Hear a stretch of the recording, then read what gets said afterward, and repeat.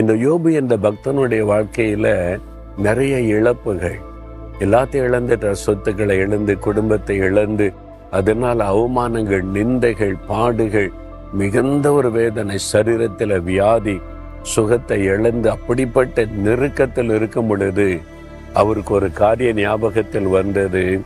என்ன வேணாலும் எனக்கு நடக்கட்டும், என் மீட்பர் உயிரோடு இருக்கிறார், நான் அதை விசுவாசிக்கிறேன்.